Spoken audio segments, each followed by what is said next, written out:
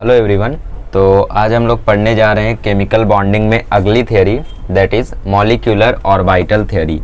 अभी तक हम लोगों ने 3 थ्योरीज पढ़ी हैं, मतलब 2 थ्योरीज, एक वैलेंस बॉन्ड थ्योरी, एक valence shell electron pair repulsion theory और बीच में हाइब्रिडाइजेशन की थ्योरी। ठीक है, तो basically valence shell electron pair repulsion theory एक अलग थ्योरी है, ऑर्बिटल्स पर बेस्ड वो नहीं है। उसमें तो हमें ये पता चलता था कि रिपल्शन कैसे होता है और रिपल्शन की वजह से एंगल और शेप ज्योमेट्री में कैसे चेंज आता है, शेप में कैसे चेंज आता है ना।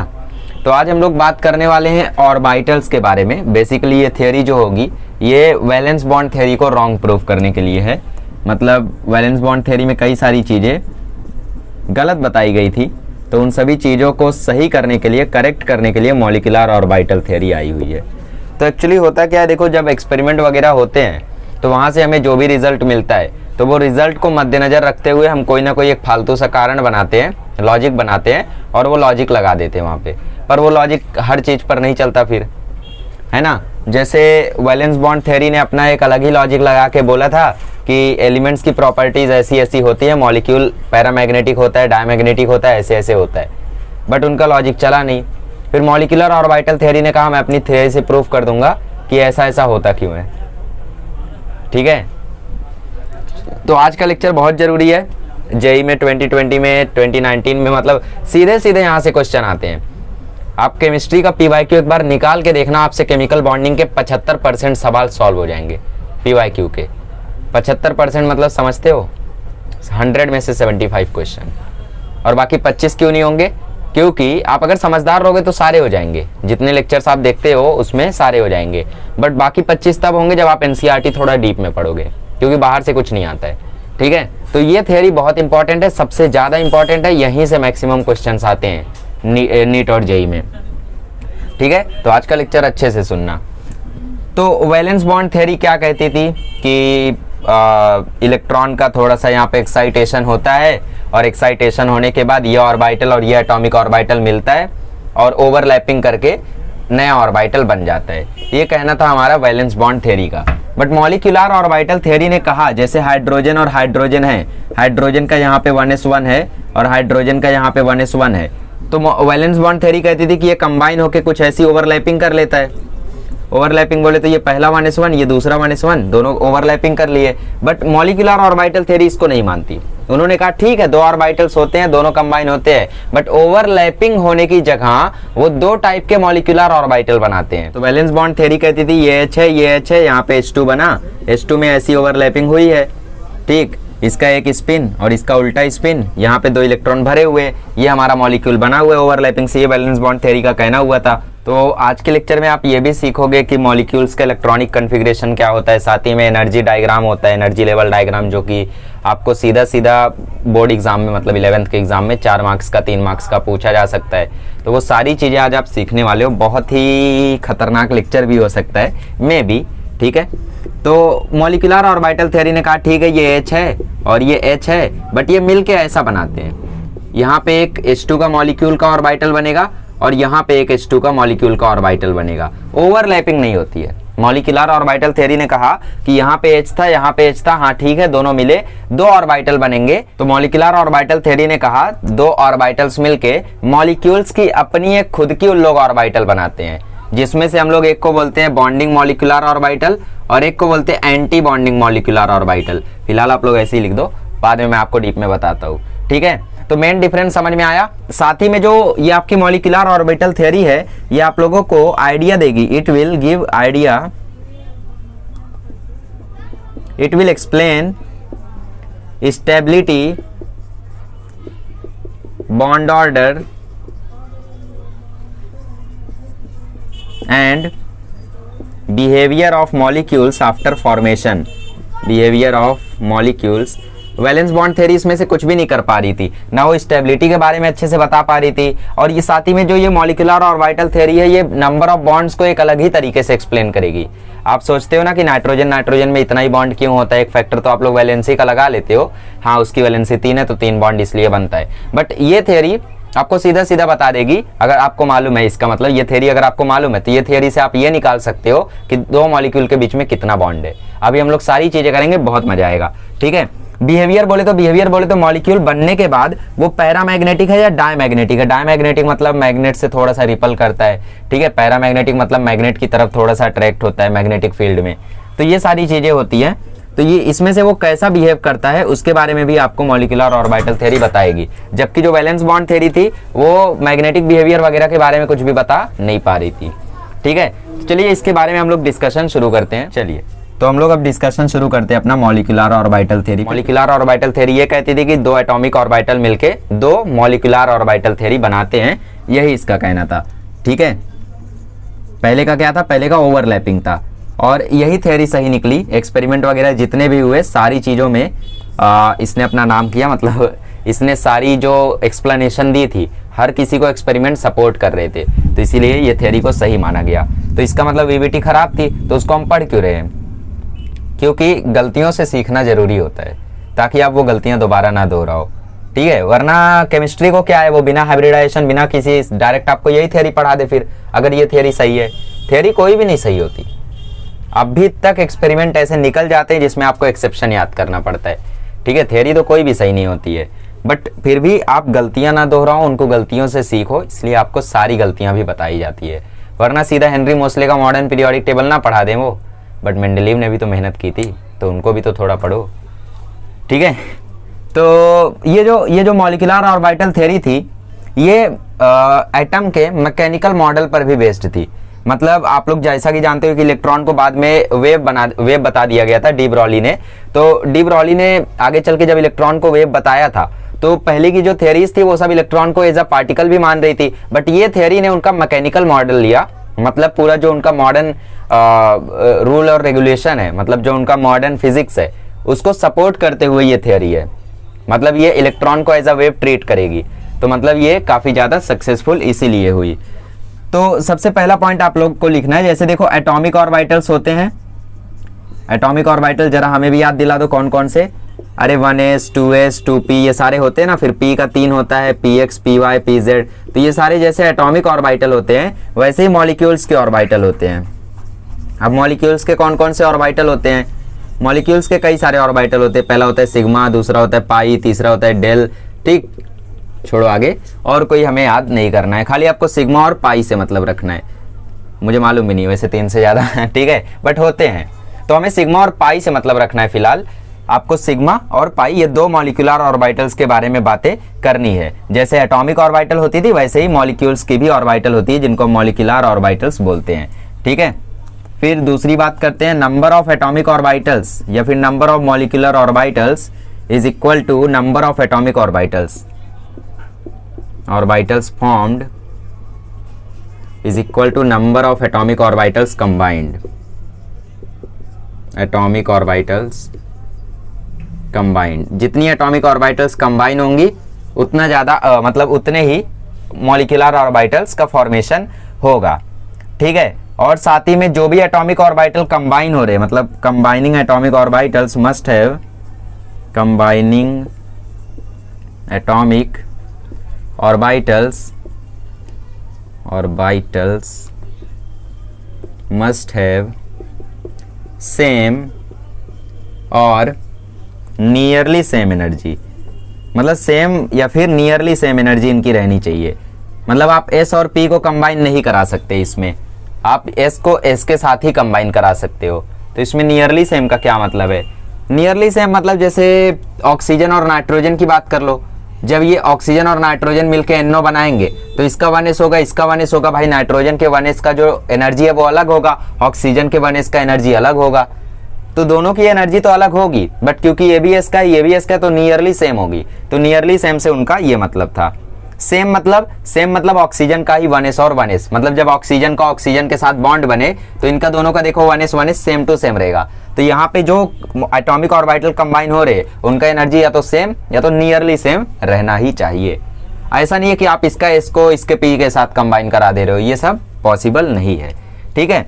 ये इसका तीसरा पॉइंट था। और चौथा पॉइंट सबसे इंपॉर्टेंट पॉइंट है, नियरली सेम एनर्जी एंड एक और चीज है सेम शेप। शेप भी सेम रहना चाहिए। अब शेप से किसकी बात आती है यहाँ पे, शेप मतलब यहाँ पे ऐसा नहीं होगा कि S जो है वो P के साथ कंबाइन कर जाए S और P कौन है अरे 1s 2s 2p ये सब, तो यहाँ पे 1s जो है वो 2p के साथ कंबाइन नहीं कर सकता क्योंकि 2p का शेप अलग है, 1s का शेप अलग है। 1s का शेप स्फेरिकल, 2p का शेप कैसा था, डम्बल शेप्ड, ठीक है। तो ये दोनों कंबाइन यहाँ पे नहीं कर सकते हैं। p को आप d के साथ कंबाइन नहीं करा सकते हो, यहाँ पे s और s, p और p यही लोग कंबाइन कर सकते हैं। तो सेम एनर्जी रहनी चाहिए और सेम शेप रहना चाहिए फॉर कॉम्बिनेशन। अब इसके बाद आती है सबसे इंपॉर्टेंट पॉइंट, जिसके बेसिस पर ही आपको आगे की थ्योरी समझ में आएगी। तो ये पहले हल्के फुल्के पॉइंट्स लिख लो। चलिए, तो हाँ, तो जैसा कि आप लोग जानते हो कि जो इलेक्ट्रॉन है वो वेव है, तो साथ ही में जो ऑर्बिटल होते हैं, ऑर्बिटल मतलब वो जगह जहाँ पे इलेक्ट्रॉन को पाए जाने की प्रोबेबिलिटी होती है। तो अगर एक इलेक्ट्रॉन एक वेव है तो उसको जहाँ पे हमें खोजना है, जहाँ पे उसके पाए जाने की संभावना है, वो भी एक वेव है। तो ये चीज़ मैंने आपको पहले भी बताई थी। तो यहाँ पे देखो जो ऑर्बिटल्स होते हैं इलेक्ट्रॉन के, उनका एक वेव फंक्शन होता है। आपको स्ट्रक्चर ऑफ एटम याद हो तो हम लोग Xi1 और Xi2 से उन्हें रिप्रेजेंट किया करते थे। तो दो वेव फंक्शन कैसे हो सकते हैं? देखो, जब दो वेव फंक्शन अपना इंटरफेरेंस करते हैं, इंटरफेरेंस मतलब वेव्स का मिलना, ठीक, Xi1 और Xi2, तो एक तो ऑप्शन ये है कि इन दोनों वेव्स मिल जाएं। अगर ये दोनों वेव्स ऐड होंगे, वेव फंक्शन ये दोनों ऐड होंगे, तो यहाँ पे क्या होगा, ये वाला लोब ऐसा बड़ा हो जाएगा और ये वाला लोब भी ऐसा बड़ा हो जाएगा। तो जब दो वेव फंक्शन मिलते हैं तो वहां पे जो ऑर्बिटल बनती है उसको हम बोलते हैं bonding molecular orbital. Bonding molecular orbital, ठीक है, बॉन्डिंग मॉलिक्यूलर ऑर्बिटल। इसकी एनर्जी कम होती है और एनर्जी कम है तो ये स्टेबिलिटी ज्यादा होगी, तो इसकी स्टेबिलिटी भी ज्यादा होती है, ये स्टेबल होता है, ठीक है। इसको हम लोग बोलते हैं बॉन्डिंग मॉलिक्यूलर ऑर्बिटल। अब बात करते हैं दूसरा तरीका की। दूसरा तरीका क्या हो सकता है कि आपका एक वेव फंक्शन Xi1 है और ये दूसरा वेव फंक्शन Xi2 है। तो दूसरा क्या हो सकता है कि आप इन दोनों को माइनस कर दो। अगर आप माइनस कर दोगे तो सब खत्म हो जाएगा। तो ऐसे लोग अनस्टेबल होते हैं और इनकी एनर्जी भी ज़्यादा होती है। अरे एनर्जी ज़्यादा होगी तभी तो अनस्टेबल होंगे, है ना। और साथ ही में इनको हम बोलते हैं anti bonding molecular orbitals, molecular orbitals. और एक और चीज है कि जब दो वेव फंक्शन ऐड होते हैं तो उसको हम बोलते हैं कंस्ट्रक्टिव इंटरफेरेंस।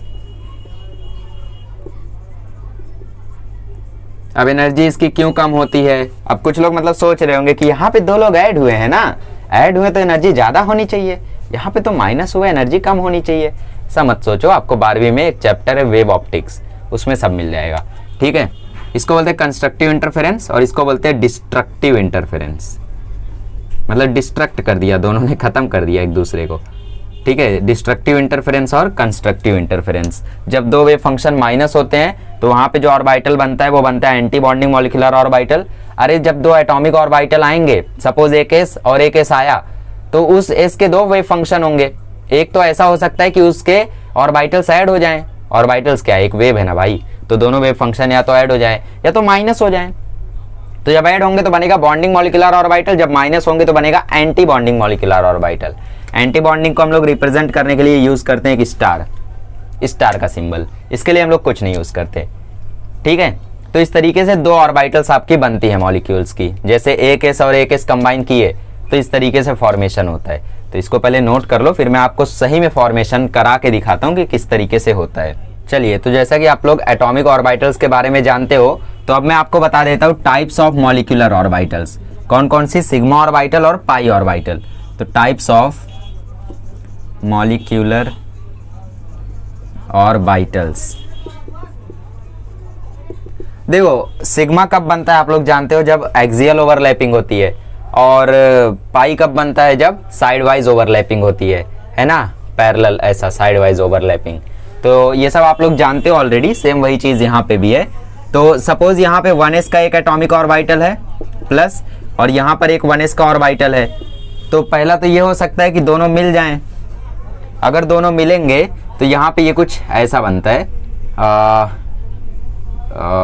स्फेरिकल, अरे भाई साहब, कुछ ऐसा फॉर्मेशन होता है इसका, ठीक है, प्लस प्लस, तो ये कुछ ऐसा बनता है, ठीक है। तो इसको हम लोग बोलते हैं मॉलिक्यूलर ऑर्बिटल। कौन सा, बॉन्डिंग वाला, bonding sigma bonding molecular orbital, orbital. दूसरा क्या हो सकता है, दूसरा हो सकता है कि दोनों वेव फंक्शन माइनस हो जाए, ये 1s है और ये 1s है, दोनों अगर माइनस हो जाए तब क्या होगा, तब इलेक्ट्रॉन डेंसिटी यहाँ पे कम हो जाएगी।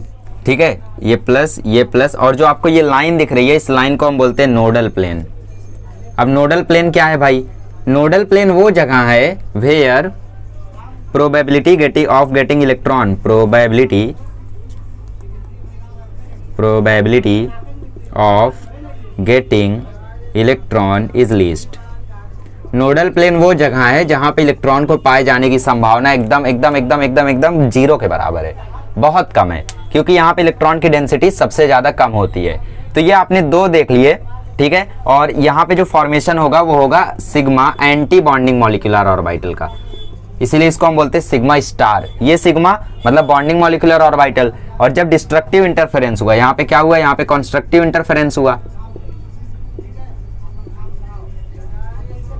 और यहाँ पे डिस्ट्रक्टिव इंटरफेरेंस हुआ, मैं DI लिखता हूँ, समझ लेना, डिस्ट्रक्टिव इंटरफेरेंस। ठीक है, तो यहाँ पे एंटी बॉन्डिंग मॉलिक्यूलर ऑर्बिटल बने यहाँ पे, ठीक है, जिसको हम लोग सिग्मा स्टार से रिप्रेजेंट करते हैं और इसको हम लोग सिग्मा से रिप्रेजेंट करते हैं। तो इसको बोलते हैं सिग्मा, इसको बोलते हैं सिग्मा स्टार। अब सपोज यहाँ पे 2s होता तो आप लोग लिखते हैं सिग्मा स्टार 2s, यहाँ पे 1s है तो इसको आप बोलोगे सिग्मा स्टार 1s, यहाँ पे 1s है तो इसको बोलोगे सिग्मा 1s।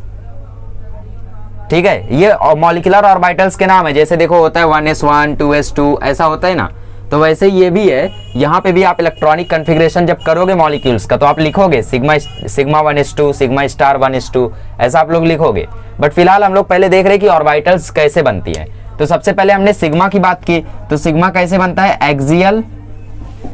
एक्सियल इंटरफेरेंस से। ठीक है, axial interference of atomic orbitals. Atomic orbital जब एक्सियली इंटरफेरेंस करते हैं तो वहां पे फॉर्मेशन होता है सिग्मा मॉलिक्यूलर ऑर्बिटल का। ठीक है, सिग्मा मॉलिक्यूलर ऑर्बिटल जब एक्सियल इंटरफेरेंस होता है, ठीक है, तो यहाँ पे हमारा बना सिग्मा। जब कंस्ट्रक्टिव इंटरफेरेंस हुआ तो बना सिग्मा बॉन्डिंग मॉलिक्यूलर ऑर्बिटल, इसकी एनर्जी कम होगी, ये स्टेबल होगा और कुछ नहीं, और इसकी एनर्जी ज्यादा होगी, ये अनस्टेबल होगा, और इसके लिए हम लोग स्टार का सिंबल यूज करते हैं, इसको बोलते हैं एंटी बॉन्डिंग मॉलिक्यूलर ऑर्बिटल। इसमें एक नोडल प्लेन होता है, नोडल प्लेन मतलब वो जगह जहां पे इलेक्ट्रॉन को पाए जाने की संभावना सबसे कम होती है। Destructive interference, constructive interference. अब इसको हम लोग एक एग्जाम्पल से समझते हैं, मतलब सिग्मा तो हमने समझ लिया, बट पाई को लाने के लिए हम लोग एक एग्जाम्पल लेते हैं। चलिए, तो एक एग्जाम्पल लेते हैं हम लोग N2 का। N2 को आप लोग जानते हो, इसके बीच में होता है 3 बॉन्ड, तो कितने सिग्मा कितने पाई होंगे, 1 सिग्मा होगा और 2 पाई होंगे, है ना। तो हम लोग p ऑर्बिटल इसका उठाते हैं, तो p ऑर्बिटल में px py pz होगा, और इधर भी नाइट्रोजन में px py pz होगा, है ना। तो सिग्मा तो एक जगह बना होगा, या तो वो px px में, या py py में, या pz pz में। ठीक है, तो हम लोग ऐसा मान के चलते हैं कि pz pz के बीच में सिग्मा बना है, सिग्मा मॉलिक्यूलर ऑर्बिटल बना है, और px px और py py में पाई बना है। हम लोग xy को मान सकते हैं, बिल्कुल मान सकते हो, ठीक है, but mostly NCERT text book में pz में माना जाता है, तो हम लोग उसको ही लेकर चलेंगे, बट आप मान सकते हो, गलत नहीं होगा। ठीक है, तो px px और py py में पाई बॉन्ड बना है, बट pz pz में सिग्मा बॉन्ड बना है। अब p ऑर्बिटल दिखता कैसा है, डम्बल शेप्ड, है ना। तो इसको जरा हम लोग बना के देखते हैं, pz pz का हम लोग कंस्ट्रक्टिव और डिस्ट्रक्टिव इंटरफेरेंस देखते हैं एक बार कि कैसे होता है। ये देखो, ये है पहला, और कंस्ट्रक्टिव इंटरफेरेंस करते पहले हम लोग, कंस्ट्रक्टिव इंटरफेरेंस। ठीक है, ये प्लस, ये माइनस, ये प्लस, ये माइनस। ठीक है, तो जब कंस्ट्रक्टिव इंटरफेरेंस होगा यहाँ पे, तो बनने के बाद ये आपको कुछ ऐसा दिखाई देगा, ये प्लस और यहाँ दोनों जगह आ जाएगा माइनस। ठीक है, और 2 नोडल प्लेन आ जाएंगे। जस्ट वेट अ मोमेंट,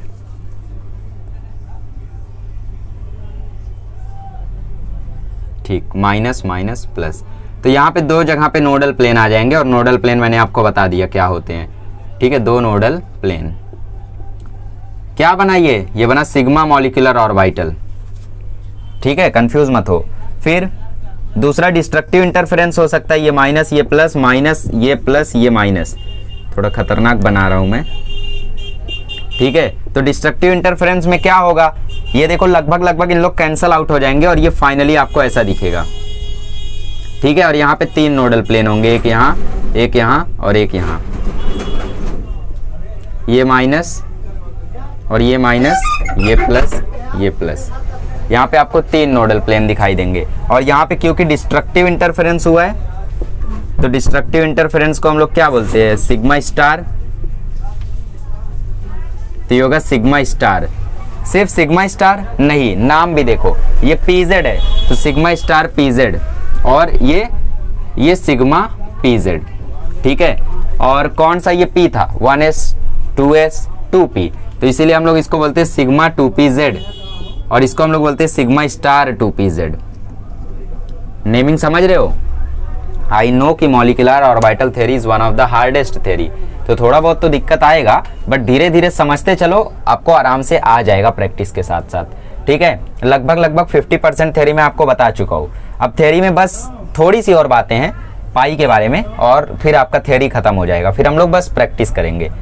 तो पहले जब हमने कंस्ट्रक्टिव इंटरफेरेंस किया तो ऐसा हमें एक सिग्मा मॉलिक्यूलर ऑर्बिटल दिखाई दिया, जिसमें 2 नोडल प्लेन थे।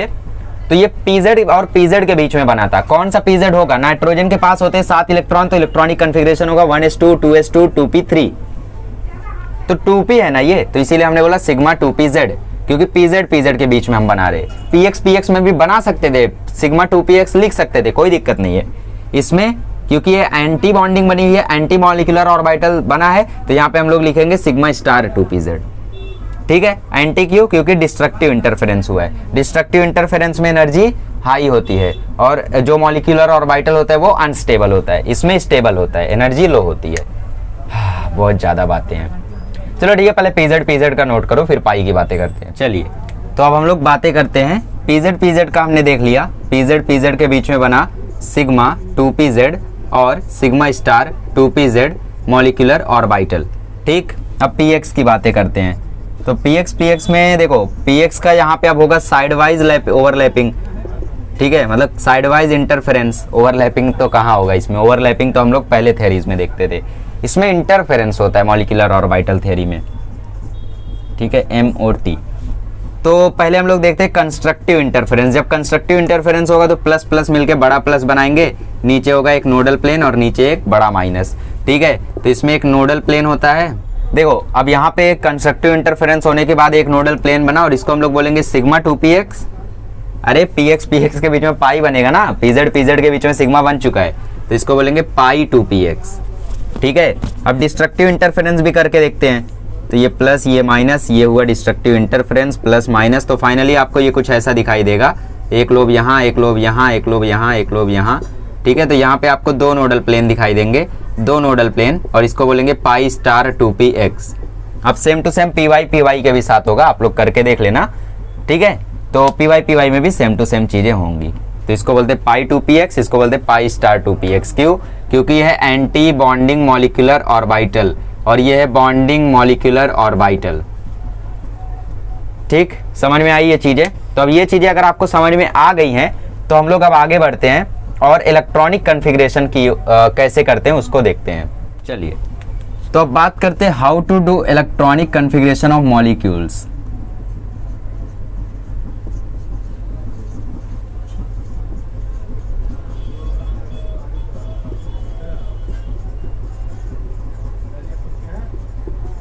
ज़्यादा भारी नहीं है, जैसे आप 1s2 2s2 2p6 करते थे ना, सेम टू सेम वैसा ही रहेगा, बट इसमें आप लोगों को कुछ चीज़ें याद करनी होंगी। जैसे उसमें 1s 2s ये सारी चीज़ें आपको याद नहीं करनी पड़ी, उसके लिए ट्रिक थी, बट इसमें आपके पास कोई ट्रिक नहीं है। यहाँ पे आपको रट्टा मारना होगा कि सबसे पहले सिग्मा 1s आता है, फिर सिग्मा स्टार 1s आता है, 5-6 ही है, थोड़ी देर में रट्टा हो जाएगा, ठीक है। क्योंकि वो सब चीज़ें एक्सपेरिमेंटली आई हैं, अगर किसी थ्योरी से आई होती तब हम कुछ कर सकते थे, ठीक है। ऑफ मॉलिक्यूल्स बोले तो N2 O2 CO NO H2। अब आप लोग जानते हो कि हीलियम से कंबाइन नहीं करता है, तो वो चीज़ आज प्रूव भी हो जाएगी, ठीक है, अभी दिखाऊंगा मैं आपको, ठीक है। चलो, तो इलेक्ट्रॉनिक कन्फिग्रेशन के लिए सबसे पहले आपको रूल्स मालूम रहने चाहिए। रूल्स वही है जो पहले थे। सबसे पहला अबाउ प्रिंसिपल क्या कहता था, सबसे पहले जिसकी एनर्जी कम है इलेक्ट्रॉन उसमें जाएगा, ठीक है, प्रिंसिपल हो गया। एनर्जी ऑर्डर के हिसाब से इलेक्ट्रॉन्स फिल किए जाएंगे। दूसरा था पॉलीज पॉलिश प्रिंसिपल क्या कहता था, इलेक्ट्रॉन एक ऑर्बिटल में अपोजिट स्पिन के साथ ही रहेंगे। तीसरा था हंस रूल। हंस रूल क्या कहता था, इलेक्ट्रॉन तब तक अनपेयर्ड रहना पसंद करेगा जब तक कि ऑर्बिटल्स फिल ना हो जाए। तो हंस रूल भी यहाँ पे फॉलो होगा, मतलब px py pz है। ठीक, आपके पास 3 इलेक्ट्रॉन हैं तो क्या आप उनको ऐसे भरो या फिर अलग तरीके से भरो। तो हंस रूल कहता था कि आप उनको अलग अलग ही रखो जब तक कि इलेक्ट्रॉन ज़्यादा ना हो और सेम स्पिन के साथ रखो। तो ऐसा ये हंस रूल भी यहाँ पे फॉलो होगा। जो आपका n+l रूल था वो यहाँ पे फॉलो नहीं होगा, क्योंकि यहाँ पे आपको नियरली सेम एनर्जी लेवल के ही एटॉमिक ऑर्बिटल को पिक करना है। तो यहाँ पे n+l की बात ही नहीं आती है। तो n+l rule is not valid here, is not valid here. ठीक है, तो ये कुछ बातें हो गई इलेक्ट्रॉनिक कॉन्फ़िगरेशन करने से पहले। अब आपको अगर 14 इलेक्ट्रॉन के अंदर इलेक्ट्रॉनिक कॉन्फ़िगरेशन करना है तो उसका ऑर्डर क्या होता है वो मैं आपको लिख के देता हूँ। फिलहाल आप लोग ये चीज़ नोट कर लो। तो ये आपको ऑर्डर याद करना है, बहुत इजी है यार। देखो 1s 2s जैसे होता था ना वैसे ही है। Sigma 1s, sigma star 1s, sigma 2s, sigma star 2s, pi 2px, pi 2py, sigma 2pz, pi star 2px is equal to pi star 2py, then last sigma star 2pz। ये कब use करोगे, जब 14 electron के अंदर या फिर 14 electron का electronic configuration आपको करने बोला तब। फिर एक केस आता है 20 इलेक्ट्रॉन का, तो वो मैं आपको बाद में बताऊंगा और ज़्यादा डिफरेंस नहीं है उसमें। फिलहाल 14 इलेक्ट्रॉन वाला देखिए, आपकी टेक्स्ट बुक देखोगे तो वहाँ पे भी आपको ऐसा ही दिया हुआ है। ये ऑर्डर जो है इसको दिया था अब्बाऊ ने अब्बाऊ किसी का नाम नहीं था है ना, मैंने पहले ही बताया था। तो ये अब्बाऊ प्रिंसिपल द्वारा ही आया है, बाय अब्बाऊ प्रिंसिपल। ठीक है, जैसे वहाँ पे अब्बाऊ प्रिंसिपल था वैसे यहाँ पे भी अब्बाऊ प्रिंसिपल है। एक्सपेरिमेंटली ये ऑर्डर आपका आया हुआ है। सबसे पहले आप 1s में इलेक्ट्रॉन डालोगे, फिर स्टार 1s में, फिर सिग्मा 2s में, फिर सिग्मा स्टार 2px में 2s में, फिर पाई 2px, फिर पाई 2py, फिर 2pz, फिर pi star 2px is equal to pi star 2py, फिर लास्ट में आएगा सिग्मा स्टार 2pz। ऑर्डर है ये आपको ऑर्डर याद करना है, रट्टा मारना है आपको। ठीक है, और एक चीज आपको याद रखनी है, बॉन्ड ऑर्डर। बॉन्ड ऑर्डर क्या होता है? अरे बॉन्ड ऑर्डर कुछ नहीं, नंबर ऑफ बॉन्ड। ठीक है, number of bond. Number of bond आप कैसे निकालोगे मॉलिक्यूल्स का? आप लोगे number of electron in bonding minus number of electron in anti bonding divided by 2। ये फॉर्मूले में रख देना, आपको आंसर मिल जाएगा। अगर 1 आया तो मतलब उन एटम्स के बीच में 1 बॉन्ड है, 2 आया तो एटम्स के बीच में 2 बॉन्ड है, 3 आया तो एटम्स के बीच में 3 बॉन्ड है। हम लोग करके देखेंगे, जैसे ऑक्सीजन का 2 बॉन्ड होता है, नाइट्रोजन का 3 बॉन्ड होता है O2N2 में। तो सब कुछ अभी देखो एक्सपेरिमेंटली हम लोग करके दिखाएंगे ये थ्योरी की मदद से। ये पावर है इस थ्योरी की। आपको अगर अभी तक कुछ नहीं समझ में आया था मत समझो, यहां से ये थ्योरी समझ लो, बहुत रहेगा। ठीक है, क्योंकि वो सब क्वेश्चन वहां से नहीं आते, क्वेश्चन यहीं से आते हैं। अभी आपको JEE 2020 में पूछा था कि CN- का बॉन्ड ऑर्डर बताओ, CN- का बॉन्ड ऑर्डर बताओ, खत्म, बता दो बॉन्ड ऑर्डर। ठीक है, मतलब अभी इलेक्ट्रॉनिक कॉन्फ़िगरेशन करना सिखा दूंगा तो तुरंत बता ले जाओगे। तो इतने हलवा हलवा क्वेश्चन आपको यहीं से मिलेंगे। अगर आपको अभी तक कुछ भी नहीं समझ में आया था तो अब से समझ लो कि इलेक्ट्रॉनिक कॉन्फ़िगरेशन अगर 14 इलेक्ट्रॉन तक का हमें करना है तो ये ऑर्डर हमें याद करना होगा। ठीक है, और अगर आपको 2 इलेक्ट्रॉन भरने हैं इक्वल वाले में, अगर इक्वल वाले में आपको 2 इलेक्ट्रॉन भरने हैं तो आपको एक यहाँ देना होगा। इक्वल का मतलब ये है, यहाँ पे इक्वल नहीं डाला, मतलब अगर आपके पास यहाँ पे 2 इलेक्ट्रॉन है तो इसको दे दो। ठीक, बट यहाँ पे इक्वल डाला हुआ है तो एक इसको दोगे। 3 रहेगा तो 2 इसको 1 उसको, ऐसा दोगे। ठीक है, तो ये चीजें हो गई। अब बॉन्ड ऑर्डर से ही स्टेबिलिटी आप लोग पता करोगे। अगर आपको क्वेश्चन में पूछ लिया स्टेबल है या नहीं है तो स्टेबिलिटी डायरेक्टली प्रोपोर्शनल है नंबर ऑफ बॉन्ड्स के, मतलब बॉन्ड ऑर्डर के। ठीक है, और एक चीज होती है सुना होगा आपने, बॉन्ड लेंथ। तो बॉन्ड लेंथ इनवर्सली प्रोपोर्शनल है बॉन्ड ऑर्डर के। अभी तो कुछ किया ही नहीं मैंने, अभी तो मैंने मतलब क्वेश्चन को सॉल्व किया ही नहीं है। क्वेश्चन को अभी सॉल्व करूंगा ना, धीरे धीरे क्लियर होगा, पहली बार में चीजें भारी जाती हैं। तो बॉन्ड लेंथ इनवर्सली प्रोपोर्शनल है बॉन्ड ऑर्डर की। अगर बॉन्ड ऑर्डर ज्यादा है तो बॉन्ड लेंथ कम होगी। अरे मतलब जितने ज्यादा बॉन्ड उतनी कम उनकी लेंथ, जितने कम बॉन्ड उतनी बड़ी उनकी लेंथ, सीधा है ना। और ये तो ईजी है formula, number of electron in bonding minus number of electron in anti bonding. मतलब सपोज इसमें 2 इलेक्ट्रॉन है और इसमें 4 इलेक्ट्रॉन है, सपोज मान लो, होते नहीं है मुझे पता है। तो 4 - 2 डिवाइडेड बाय 2, आंसर आया 1, मतलब उस मॉलिक्यूल के बीच में एक बॉन्ड है। ये फायदा है इस थ्योरी का। ठीक है, चलो एक इलेक्ट्रॉनिक कन्फिग्रेशन अब करते हैं, H2 से शुरू करते हैं। तो H2 एक हाइड्रोजन के पास एक इलेक्ट्रॉन होता है, 2 हाइड्रोजन है तो 2 इलेक्ट्रॉन इनके पास होगा। तो इसका इलेक्ट्रॉनिक कन्फिग्रेशन क्या आएगा, सिग्मा 1s2। इसमें 2 ही इलेक्ट्रॉन रहते हैं ना, तो सिग्मा 1s2। इसका बॉन्ड ऑर्डर निकालो, बॉन्ड ऑर्डर होता है number of electron in bonding 2, number of electron in anti bonding एक भी नहीं, तो 0 डिवाइडेड बाय 2, देखो 1 आया। तो मतलब हाइड्रोजन हाइड्रोजन के बीच में एक बॉन्ड होता है, ठीक। फिर एक और ले लो, H2 माइनस। H2 माइनस मतलब हमने उसको एक इलेक्ट्रॉन जबरदस्ती दे दिया, तो 3 इलेक्ट्रॉन का इलेक्ट्रॉनिक कन्फिग्रेशन होगा sigma 1s2 sigma star 1s1।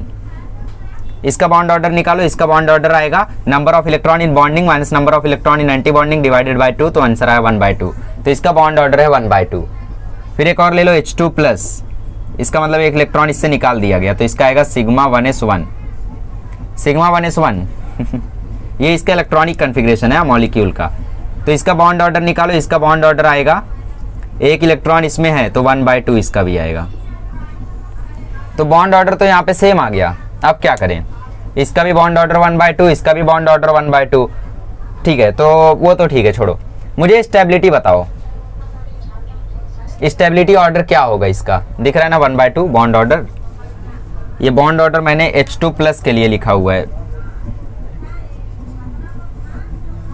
ठीक, H2 प्लस के लिए बॉन्ड ऑर्डर, और H2 माइनस का बॉन्ड ऑर्डर यहाँ है और H2 का बॉन्ड ऑर्डर यहाँ है, ठीक। तो इसका 1/2, इसका 1/2, इसका 1, तो इसमें आप लोग देखोगे कि किसके एंटी बॉन्डिंग में इलेक्ट्रॉन्स कम है। जब बॉन्ड ऑर्डर सेम आ जाए, ध्यान से बात सुनो, जब बॉन्ड ऑर्डर सेम आ जाए, if bond order comes out to be same, then check who has less anti-bonding electrons, anti-bonding electrons, जिसका एंटी-बॉन्डिंग इलेक्ट्रॉन कम होगा वो ज्यादा स्टेबल होगा, ठीक है। जैसे इसके पास देखो एंटी-बॉन्डिंग इलेक्ट्रॉन 1 है और इसका बॉन्ड ऑर्डर 1 है, इसके पास 2 है, इसके पास 1 है, तो इसके पास बॉन्डिंग इलेक्ट्रॉन ज्यादा है जबकि इसके पास कम है। और यहाँ पे देखो एंटी बॉन्डिंग इलेक्ट्रॉन इसके पास 1 है, इसके पास 1 भी नहीं है, तो मतलब H2 प्लस ज्यादा स्टेबल है। सबसे ज्यादा स्टेबल तो H2 है क्योंकि इसका बॉन्ड ऑर्डर 1 है, ठीक। तो H2 लिख लो पहले, H2 पहले लिख लो फिर बताता हूँ। फिर उसके बाद हमने देखा H2 माइनस H2 प्लस का बॉन्ड ऑर्डर 1/2 आ रहा था, ये भी 1/2, ये भी 1/2, बट इसका एंटी बॉन्डिंग इलेक्ट्रॉन 1 है, मतलब ये कम स्टेबल है, तो इसके बाद आएगा H2 प्लस और सबसे लास्ट में आएगा H2 माइनस। अब एक और चीज होती है पैरामैग्नेटिक और डायमैग्नेटिक, तो वो चीज मैं आपको अभी बताऊंगा, फिलहाल आप इतना नोट करो, ठीक है। और एग्जांपल हम लोग सॉल्व करते हैं। चलिए, तो ऑर्डर हम लोग दोबारा लिख लेते हैं, sigma 1s, sigma 2s, sigma 1s, sigma star 1s, sigma 2s, sigma star 2s, ठीक है। Pi 2px is equal to pi 2py, मेरे साथ लिखते चलो याद हो जाएगा, सिग्मा 2pz। अब देखो, अब ध्यान से, एक शॉर्टकट बता सकता हूं मैं, देखो sigma 1s sigma star 1s ये तो मालूम है, sigma 2s sigma star 2s मालूम है, pi 2px is equal to pi 2py sigma 2pz। इसके बाद आप इन सब पे स्टार लगा के कॉपी कर दो, ये देखो पाई 2px है ना, तो pi star 2px is equal to pi star 2py, copy कर लिया। फिर इस पे स्टार लगा दो, सिग्मा स्टार 2pz, हो गया ऑर्डर, दैट्स इट। समझे ट्रिक, यहां तक याद कर लो, फिर इस पे स्टार लगा दो, इस पे स्टार लगा दो, कॉपी कर दो, हो गया। कब तक के लिए ये है, 14 इलेक्ट्रॉन के लिए। हाँ, तो मैं बोल रहा था कि हीलियम 2 एग्जिस्ट नहीं करता है, मतलब हीलियम के बीच में बॉन्ड नहीं बनता है, आज प्रूफ करके दिखाता हूँ। एक हीलियम में 2 इलेक्ट्रॉन, तो 2 हीलियम में 4 इलेक्ट्रॉन, तो इसका इलेक्ट्रॉनिक कन्फिग्रेशन होगा sigma 1s2 sigma star 1s2। जरा इसका बॉन्ड ऑर्डर निकालो, बॉन्ड ऑर्डर आएगा number of electron in bonding 2 minus number of electron in antibonding 2 divided by 2, 2 minus 2 0, 0 divide by 2 0। Bond order 0 मतलब bond इनके बीच में बनता ही नहीं है, मतलब He2 एग्जिस्ट ही नहीं करता। जादू देख रहे हो, समझ रहे हो, ठीक है। और ले लेते हैं लिथियम ले लेते हैं, Li2, ठीक है। चलो एक Li2 प्लस और ठीक Li और Li2 प्लस में हम लोग फाइंड करते हैं कि कौन ज्यादा स्टेबल है, ठीक है। तो Li2 के लिए क्या होगा, लिथियम में एक लिथियम में 3 इलेक्ट्रॉन, तो इसमें होंगे 6 इलेक्ट्रॉन।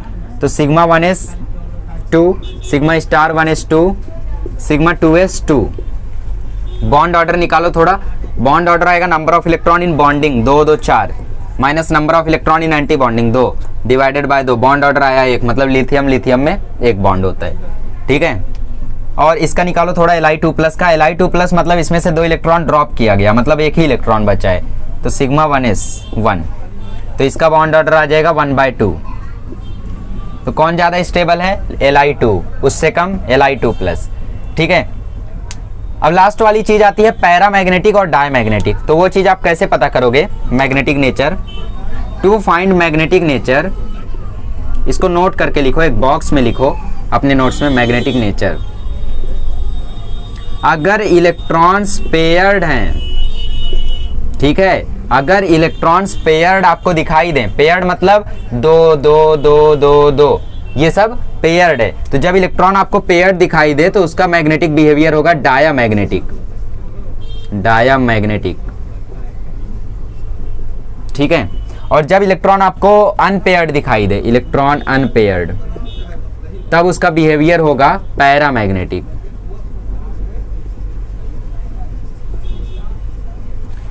ठीक है। तो ये मैग्नेटिक नेचर होता है। तो बताओ Li2 क्या है, डायमैग्नेटिक है या पैरामैग्नेटिक है? डायमैग्नेटिक है, क्योंकि सब पेयर्ड है। Li2 प्लस देखो अनपेयर्ड है, एक ही इलेक्ट्रॉन है, मतलब एक इलेक्ट्रॉन की जगह है यहाँ पे, तो ये अनपेयर्ड है, तो ये पैरामैग्नेटिक होगा। देख रहे हो जादू इस थ्योरी का, क्या क्या बता दे रहा है आपको, ठीक है। और स्टेबिलिटी भी हमने देख ली, Li2 ज़्यादा स्टेबल है Li2 प्लस से। तो अब आगे बढ़ते हैं हम लोग और कुछ बड़े बड़े मॉलिक्यूल का करते हैं इलेक्ट्रॉनिक कन्फिग्रेशन। चलिए, तो अब हम लोग कुछ, अरे फिर से मिटा दिया, चलो फिर से लिखते हैं। Sigma 1s, sigma star 1s, सही में अब की बार जानबूझ के नहीं मिटाया। Sigma 2s, sigma star 2s, pi 2px is equal to pi 2py, sigma 2pz, फिर स्टार लगा दो, pi star 2px is equal to pi star 2py and then sigma star 2pz, ठीक है। तो अब हम लोग दो और करते हैं, एक B2 का करते हैं और एक N2 का करते हैं, ठीक। नाइट्रोजन में 3 बॉन्ड होते हैं, बट आज प्रूफ करके दिखाएंगे। B2 मतलब 2 बोरॉन, एक बोरॉन के 5 इलेक्ट्रॉन, तो 2 बोरॉन के 10 इलेक्ट्रॉन। तो इलेक्ट्रॉनिक कन्फिग्रेशन होगा sigma 1s2, sigma star 1s2, sigma 2s2, sigma star 2s2। तो 2 2 4 2 6 2 8 इलेक्ट्रॉन हो गए। तो पाई 2px में दोनों डाल दो, नहीं, यहाँ पे इक्वल का ये मतलब है कि आप एक इसको दो एक इसको दो। तो pi 2px1 is equal to pi 2py1, ठीक है। जरा इसका बॉन्ड ऑर्डर निकालो। Number of electron in bonding 2 2 4 2 6 minus number of electron in antibonding 2 2 4 divided by 2, तो आया 2/2, आंसर आया 1। मतलब B के बीच में एक बॉन्ड होता है। देखो अंदर की बात भी हमें पता चल गई। सारे इलेक्ट्रॉन पेयर्ड हैं क्या, एक अनपेयर्ड है। अनपेयर्ड है तो इसका बिहेवियर होगा पैरामैग्नेटिक।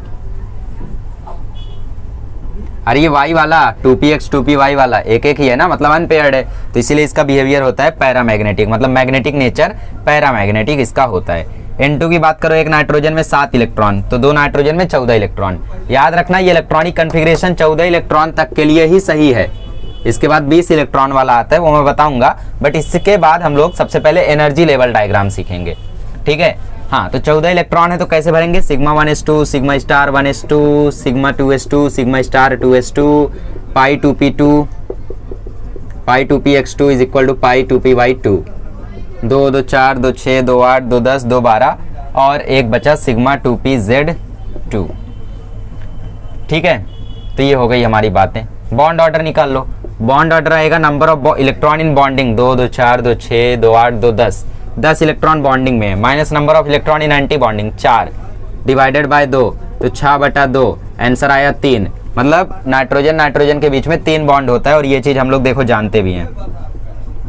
देख रहे हो जादू, अंदर की बात पता चल गई। सारे इलेक्ट्रॉन्स पेयर्ड हैं, तो इसका मैग्नेटिक बिहेवियर क्या होगा, सारे इलेक्ट्रॉन्स पेयर्ड हैं तो इसका मैग्नेटिक बिहेवियर होगा डायमैग्नेटिक, ठीक है। मैग्नेटिक नेचर होगा डायामैग्नेटिक। तो एक क्वेश्चन हम लोग कर लेते हैं जो जेई में आया हुआ था, फिर हम लोग आगे बढ़ेंगे और एनर्जी लेवल डायग्राम सीखेंगे, वो बोर्ड के लिए इंपॉर्टेंट है। चलो छाप लो इसको। तो यहाँ पे मुझे जेई के क्वेश्चन दिख रहे हैं। सो देखो एक क्वेश्चन यहाँ पे दिया हुआ है कि Li2, Li2 प्लस और Li2 माइनस में सबसे ज़्यादा स्टेबिलिटी किसकी होगी। तो ये चीज़ हमने अभी करी थी, Li2 की सबसे ज़्यादा होगी, मतलब सारी चीज़ें लगभग मैं बता ही देता हूँ। चलो 3 क्वेश्चन मुझे यहाँ पे दिख रहे हैं। 2020 का एक क्वेश्चन दिख रहा है कि Cn माइनस में जो बॉन्ड ऑर्डर और मैग्नेटिक कैरेक्टर क्या होगा इसका, बॉन्ड ऑर्डर और मैग्नेटिक कैरेक्टर। ठीक है, निकाल लेंगे। पहला क्वेश्चन बॉन्ड ऑर्डर और मैग्नेटिक कैरेक्टर, जेई के हैं ये सब। कितनी स्कोरिंग होते हैं वो भी तो देखो। चीजें बड़ी आसान लगती हैं लेकिन जब सब कुछ एक साथ याद रखना पड़ता है, I can also understand it's difficult. फिर अगला सवाल है कि शॉर्टेस्ट बॉन्ड लेंथ और कौन डायमैग्नेटिक है। C2 minus, N2 minus, O2 minus, O2 2 minus और O2, इसमें से कौन डायमैग्नेटिक है और किसकी शॉर्टेस्ट बॉन्ड लेंथ है। ठीक है, मतलब आपको बॉन्ड लेंथ कंपेयर करनी है। और एक सवाल है, देखो एक यहाँ पे बोला है कि बॉन्डिंग मॉलिक्यूलर ऑर्बिटल के H2 में जब बॉन्डिंग मॉलिक्यूलर ऑर्बिटल होता है तो वहाँ पे जो इलेक्ट्रॉन की डेंसिटी होती है वो एक जगह पे बढ़ जाती है। ठीक है, और रीजन में बोला है क्योंकि वहाँ पे डिस्ट्रक्टिव इंटरफेरेंस होता है। यहाँ पे बोला है बॉन्डिंग मॉलिक्यूलर ऑर्बिटल बनता है और रीजन में बोला है डिस्ट्रक्टिव इंटरफेरेंस होता है। तो हम लोग जानते हैं बॉन्डिंग मॉलिक्यूलर ऑर्बिटल में कंस्ट्रक्टिव इंटरफेरेंस होता है। तो यहाँ पे असर्शन सही है बट रीजन गलत है। तो ये भी एक क्वेश्चन था। बहुत क्वेश्चन है मेरे पास यहाँ पे। ठीक है, ठीक है, बहुत ही सब इजी हैं यार। चलो एक और क्वेश्चन मैंने देखा था, कौन सा पैरा मैग्नेटिक है। O2 2 minus, B2 NO plus, ये सब कर ले जाओगे। अच्छा देखो यहाँ पे एक क्वेश्चन है कि कौन सी स्पीशी एग्जिस्ट नहीं करती है। तो यहाँ पे देखो He2 भी है तो वो एग्जिस्ट नहीं करती है, और H2 2 प्लस, ये दोनों एग्जिस्ट नहीं करते। यार क्या सवाल है। चलो ठीक है, ये 2 क्वेश्चन कर लेते हैं, छोड़ो बाकी। इसका बॉन्ड ऑर्डर और मैग्नेटिक कैरेक्टर हमें बताना है। ठीक है, तो Cn माइनस है। Cn माइनस मतलब उसने एक इलेक्ट्रॉन जबरदस्ती दिया गया है। तो 6 कार्बन के 7 नाइट्रोजन के प्लस 1 इलेक्ट्रॉन दिया गया। तो 6 प्लस 7 प्लस 1 13, 1 14 हो गया, 14 इलेक्ट्रॉन हो गए। तो इसका मॉलिक्यूलर इलेक्ट्रॉनिक कन्फिग्रेशन लिखो, sigma 1s2, sigma star 1s2, sigma 2s2, sigma star 2s2, pi 2px2 is equal to pi 2py2, sigma 2pz। अच्छा उतना नहीं जाना है ना, 2 2 4 2 6 2 8 2 10 2 12 जाना होगा, सिग्मा 2pz2। ठीक, 2 2 4 2 6 2 8 2 10 2 12 2 14। वैसे इसके आगे याद करने की ज़रूरत ही क्या है, क्योंकि ये चीज़ हम लोग सिर्फ 14 इलेक्ट्रॉन तक के लिए यूज़ करते हैं ना। तो याद भी आप यहीं तक करोगे तो भी चलेगा। तो बॉन्ड ऑर्डर निकालो थोड़ा। देखो बॉन्ड ऑर्डर जरूरी नहीं हमेशा 1 2 3 आए, कभी कभी 1/2 आया था, देखो 3/2, 5/2 ऐसा भी आएगा। इसका देखते हैं। Number of electron in bonding 10, number of electron in anti bonding 4 3। तो इसका बॉन्ड ऑर्डर है 3 और सारे इलेक्ट्रॉन पेयर्ड हैं, तो इसका मतलब इसका नेचर होगा डायमैग्नेटिक। हो गया सवाल। इसमें बॉन्ड लेंथ किसकी ज़्यादा होगी, तो ये आपके लिए होमवर्क है, सॉल्व कर लेना। O2 2 माइनस मतलब इसको 2 इलेक्ट्रॉन जबरदस्ती दिए गए। N2 माइनस मतलब 1 इलेक्ट्रॉन जबरदस्ती दिया गया, तो 1 इलेक्ट्रॉन बढ़ा लो।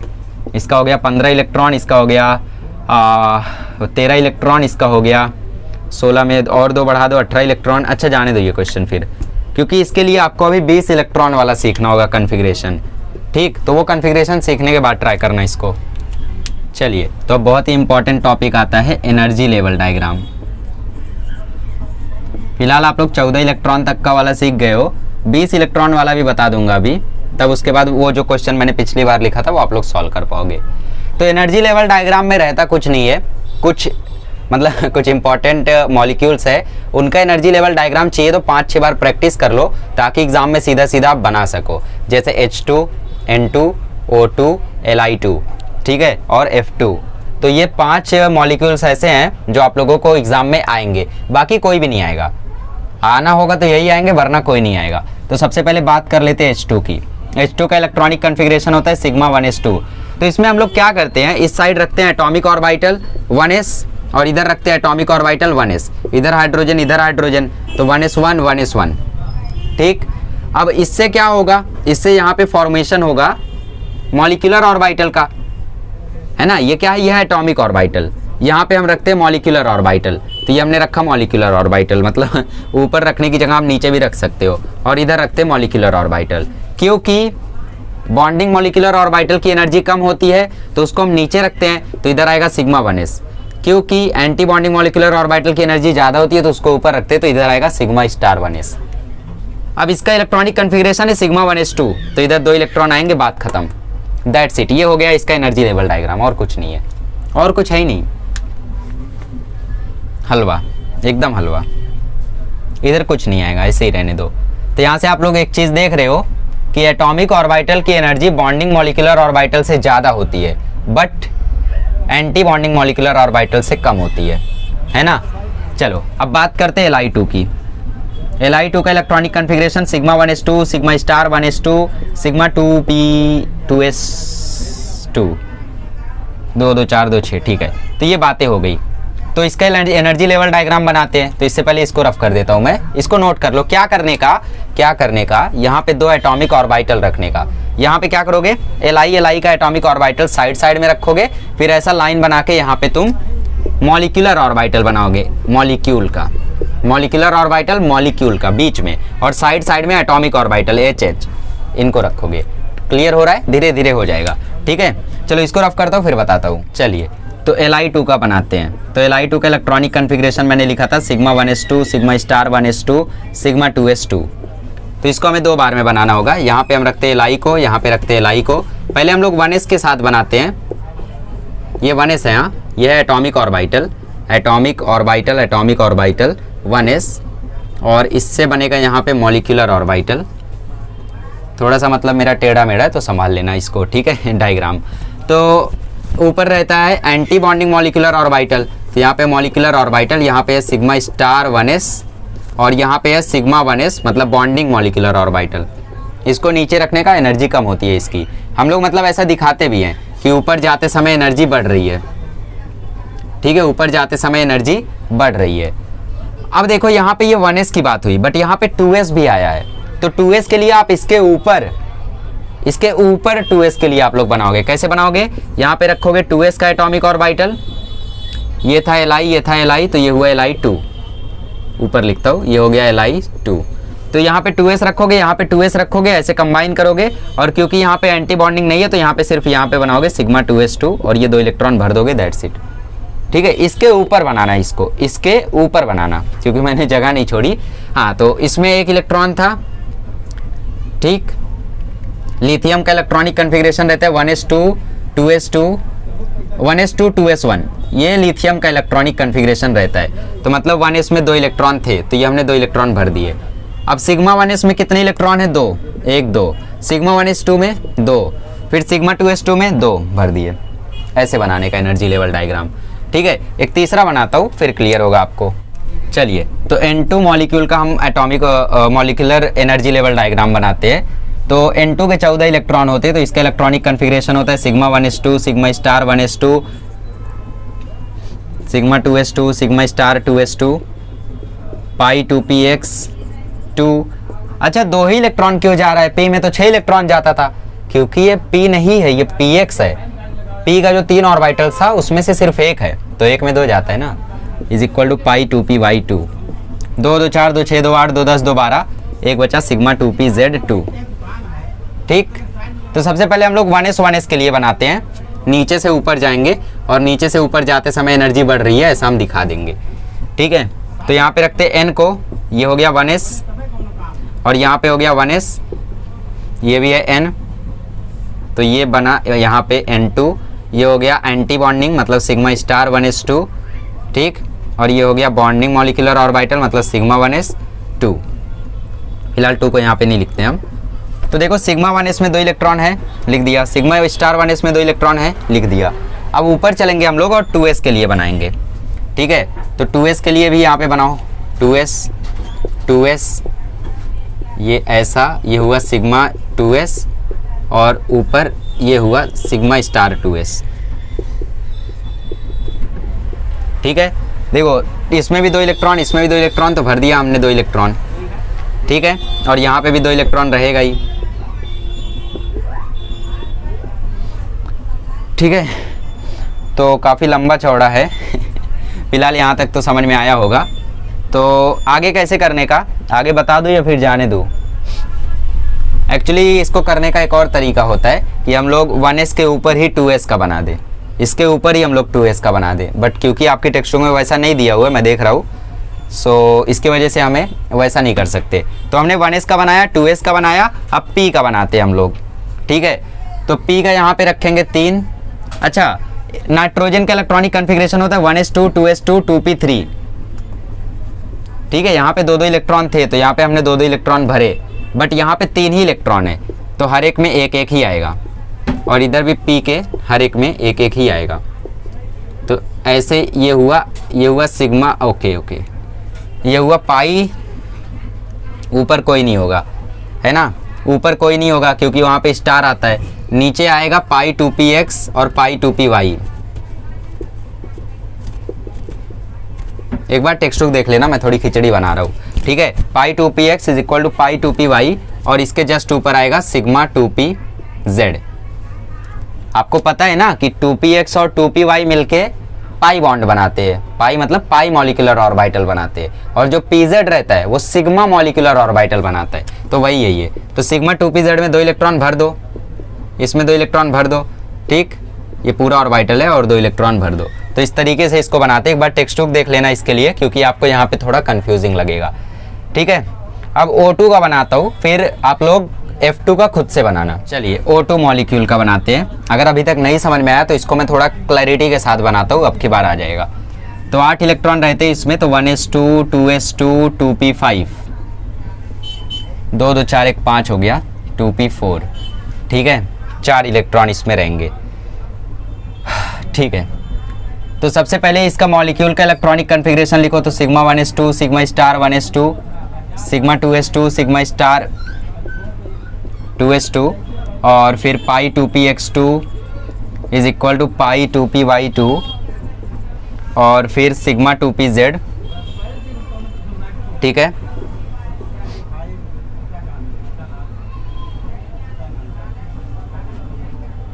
ठीक है, इसके आगे सिग्मा 2pz2। एक्चुअली ये 20 इलेक्ट्रॉन वाला इलेक्ट्रॉनिक कन्फिग्रेशन है, यहाँ पे 16 इलेक्ट्रॉन आ गए ना। अभी तक हम लोग 14 वाला लिख रहे थे, तो 16 वाले मतलब 20 वाले इलेक्ट्रॉनिक कन्फिग्रेशन में एक चेंज है कि पाई वाले के बाद आता था सिग्मा 2pz2, अब सिग्मा 2pz2 पाई वाले के पहले आएगा। दैट्स इट, इतना ही डिफरेंस है, बाकी सब सेम रहेगा। ठीक है, और आगे क्या जानते हो आप लोग? आगे जानते हो सिग्मा स्टार 2pz2 क्यों लगा रहा हूँ मैं? चलो ठीक है, 2 तो लगाना ही पड़ेगा ना। 2pz2, मेरे को लगा मैं केस लिख रहा हूँ। तो 2 2 4 2 6 2 8 2 10 2 12 2 14,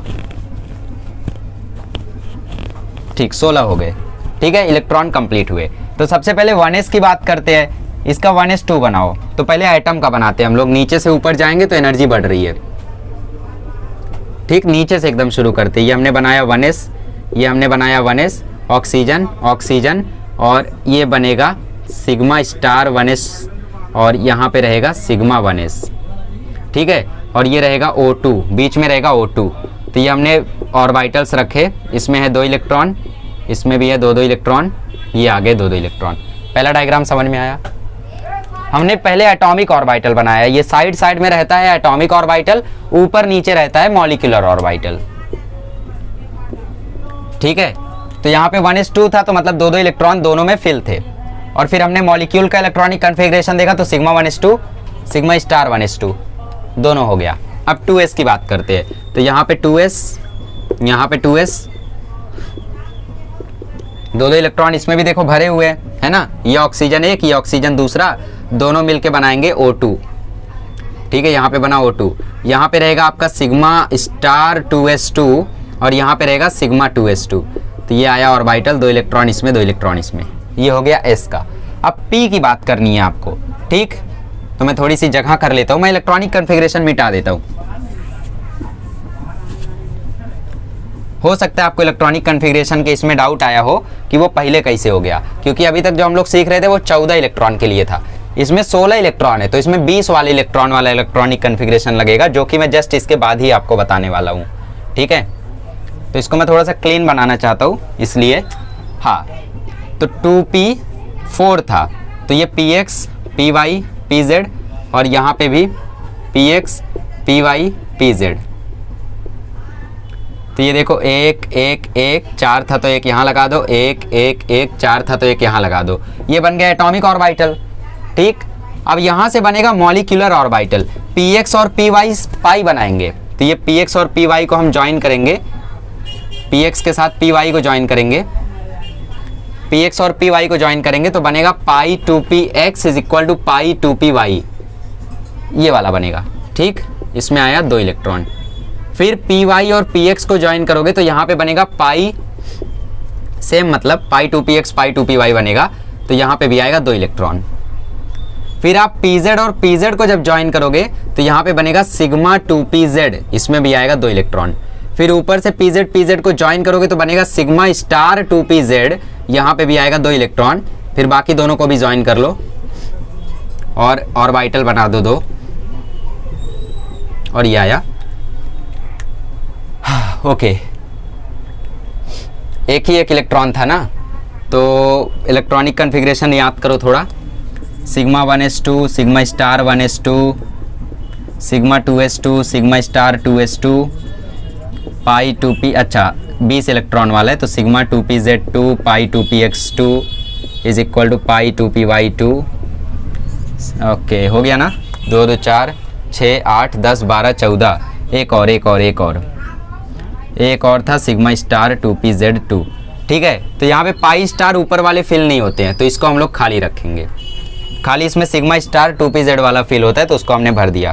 तो ये ऑक्सीजन का हो गया आपका एनर्जी लेवल डायग्राम। ठीक है, क्या करने का, यहाँ पे एटॉमिक ऑर्बिटल रखने का, ऊपर मॉलिक्यूलर ऑर्बिटल बना के इलेक्ट्रॉन भरने का अकॉर्डिंग टू इलेक्ट्रॉनिक कन्फिग्रेशन। आप टेक्स्ट बुक में एक बार देखना, एक बार फिर से वीडियो ओपन करना तो आपको समझ में आ जाएगा। मुझे पता है पहले मैंने थोड़ी खिचड़ी कर दी, बट इसमें आपको आई होप समझ में आया होगा। ठीक है, क्या करने का, पहले यहाँ पे एटॉमिक ऑर्बिटल बनाने का, उसको ज्वाइन करके ऊपर नीचे मॉलिक्यूलर ऑर्बिटल बनाने का, इसका मॉलिक्यूल का इलेक्ट्रॉनिक कन्फिग्रेशन देखने का, वहाँ पे 1 इलेक्ट्रॉन है तो 1 रखने का, 2 है तो 2 रखने का। फिर यहाँ पे भी वैसा है, यहाँ पे भी वैसा है, हर जगह वैसा है। आपको एग्जाम में मोस्ट प्रोबेबली N2 आएगा या फिर Li2 आएगा, H2 नहीं आएगा, Li2 आएगा या फिर N2 आएगा बोर्ड एग्जाम में। ठीक, मतलब कॉलेज के एग्जाम में। और ये एनर्जी जरूर दिखा देना कि एनर्जी ऊपर जाते हुए बढ़ रही है, एनर्जी ऊपर जाते हुए बढ़ रही है। 1s की सबसे कम, 2s की ज़्यादा, और 2pz की मतलब 2p की सबसे ज़्यादा। ठीक है, तो ये एनर्जी लेवल डायग्राम काफ़ी भारी था। आगे बढ़ते हैं, अब हम लोग देख लेते हैं अगर 20 इलेक्ट्रॉन हो गए तो उनका इलेक्ट्रॉनिक कन्फिग्रेशन ऐसा कैसे आता है। ठीक है, चलिए, तो अभी तक हम लोगों ने देखा था कि अगर 14 इलेक्ट्रॉन रहे तो उनका इलेक्ट्रॉनिक कन्फिग्रेशन कैसे होता था। वो होता था sigma 1s, sigma star 1s, general case बता रहा हूँ इसीलिए ऊपर 2 2 नहीं लिख रहा हूँ। फिर sigma 2s, sigma star 2s, फिर पाई 2px इज इक्वल, ये सब तो आपको मालूम है। फिर सिग्मा 2pz, फिर pi star 2px is equal to pi star 2py,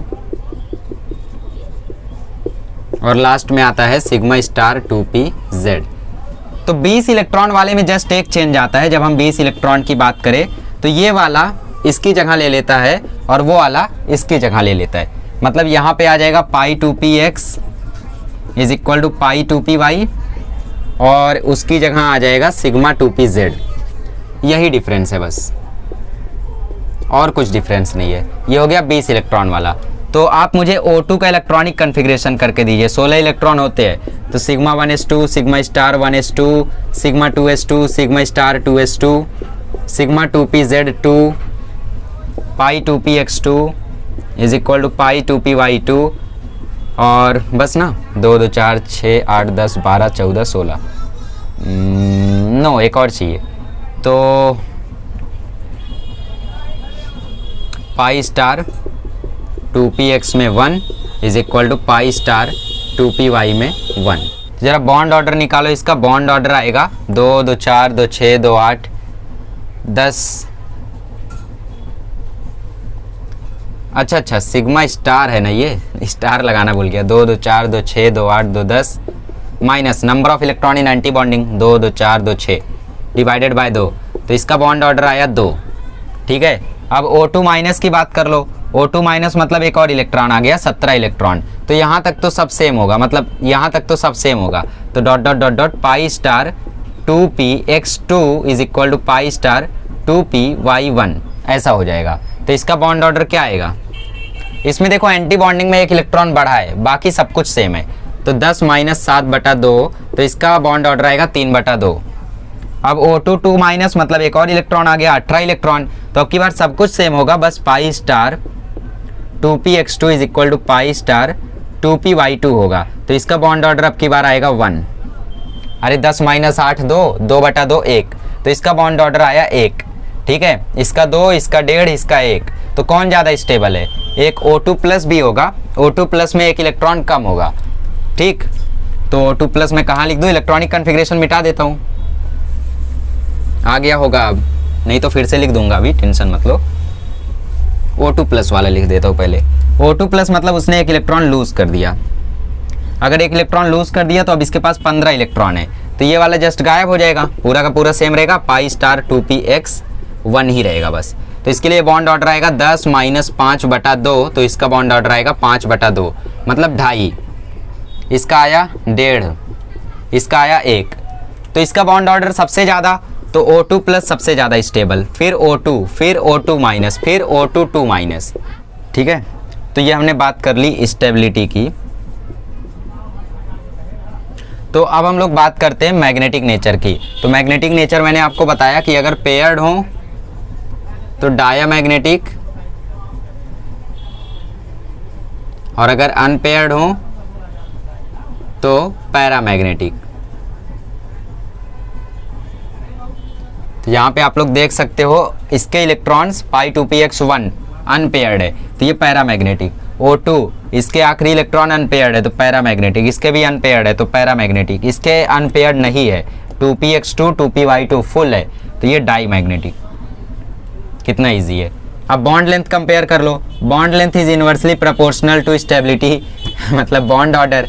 तो बॉन्ड ऑर्डर जिसका सबसे ज़्यादा उसकी बॉन्ड लेंथ सबसे कम, तो सबसे ज़्यादा बॉन्ड ऑर्डर इसका है, तो O2 प्लस सबसे कम, फिर O2, फिर O2 माइनस, फिर O2 2 माइनस।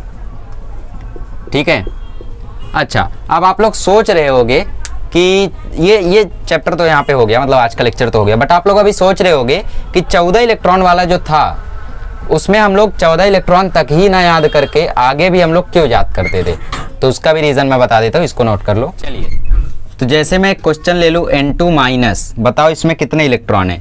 N2 माइनस मतलब एक इलेक्ट्रॉन जोड़ दिया गया, 14 रहता है तो 15 इलेक्ट्रॉन हो गया।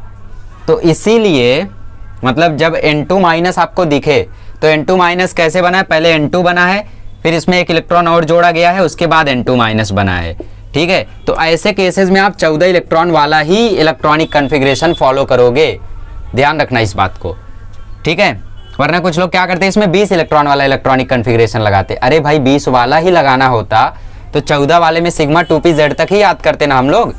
ठीक है, 14 इलेक्ट्रॉन वाला कैसा था? Sigma 1s2, sigma star 1s2, sigma 2s2, sigma star 2s2, pi 2px2 is equal to pi 2py2। ठीक है, जनरल केस लिख रहा हूं तो 2 हटा देता हूं मैं, ये हो गया। फिर इधर था सिग्मा 2pz। तो आप लोग देखो तो 2 2 4 2 6 2 8 2 10 2 12 2 14 तो यहाँ पे हो जा रहा है। इसके आगे हम लोग क्यों जाते थे? इसी के लिए जाते थे। ठीक है, जब एक मॉलिक्यूल बने, मॉलिक्यूल बनते समय उसमें 14 इलेक्ट्रॉन या उससे कम हो, उसके बाद अगर उसको 2 इलेक्ट्रॉन 3 इलेक्ट्रॉन दे दिया जाए तो आगे इलेक्ट्रॉनिक कन्फिग्रेशन आपको 14 वाले से ही करना होगा। बोले तो pi star 2px is equal to pi star 2py, और यहाँ पे आएगा लास्ट वाला सिग्मा स्टार 2pz। ठीक है, और 20 इलेक्ट्रॉन वाला क्या था? सब कुछ सेम था, बट इसको यहाँ पे, इसको यहाँ पे कर दिया था। तो लिख लेते हैं sigma 1s, sigma 1 star 1s, और यहाँ पे sigma 2s, sigma star 2s, फिर यहाँ पे सिग्मा 2pz, फिर यहाँ पे पाई 2px, देखो ये पहले हो गया, फिर बाकी सब सेम है, पाई 2py, फिर pi star 2px is equal to pi star 2py।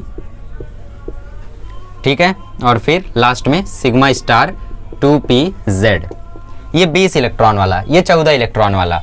तो जैसे आप लोगों को यहाँ पे N2 माइनस दिखा तो आप लोगों ने देखा 15 इलेक्ट्रॉन है, तो हम लोग ये वाला लगाएंगे। नहीं, N2 माइनस बना कैसे? सबसे पहले N2 बना, उसमें एक इलेक्ट्रॉन डाल दिया गया, वरना इसको सिर्फ यहीं तक उन लोग याद करवाते ना। यहाँ पे क्यों देते? यहाँ पे इसीलिए दिए हैं जब 14 इलेक्ट्रॉन वाली मॉलिक्यूल में कोई 2 इलेक्ट्रॉन या 3 इलेक्ट्रॉन जोड़ दे तो आप लोग इसको आगे ऐसे ले जा पाओ, समझ रहे हो। और कभी कभी सपोज यहाँ पे हम लोग एक और एग्जांपल लेते हैं NO प्लस का, ठीक है। यहाँ पे 7 इलेक्ट्रॉन नाइट्रोजन के और फिर 8 इलेक्ट्रॉन ऑक्सीजन के, तो 7 8 15 हो रहा है।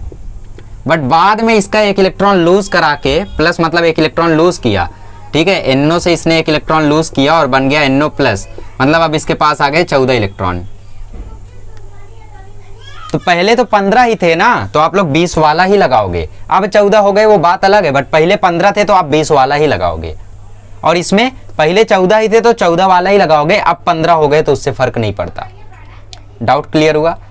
ये एक डाउट था जो आप लोगों को मे भी 1 साल बाद या 1.5 साल बाद आ जाता, बट आगे डाउट ना है तो मैं आज ही क्लियर कर देता हूँ आपका, ठीक है, बिकॉज कल रिप्लाई मिले ना मिले। ठीक है, तो इसी के साथ लेक्चर को एंड करते हैं। थोड़ा भारी लेक्चर था, अच्छे से इसकी प्रैक्टिस करना। प्रैक्टिस करने के बाद इसके ऊपर जितने PYQs हैं, नीट के कम पड़ते हैं, JEE के लगाना।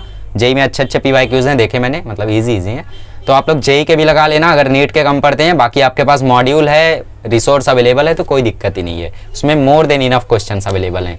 ठीक है, चलिए मिलते हैं अगले लेक्चर में। अगले लेक्चर में हम लोग सीखेंगे डाइपोल मोमेंट। मेनली इस लेक्चर को, मतलब इस चैप्टर को अब खत्म होने में ज़्यादा देर नहीं लगेगी। Dipole moment, bond angle, hydrogen bonding, van der Waals forces, ये 4 वीडियो और आएगा बस, और फिर लेक्चर मतलब चैप्टर खत्म हो जाएगा। ठीक है, चलिए नोट कर लीजिए इन सभी को और प्रैक्टिस जरूर कर लेना, वरना भूल जाओगे ये सब।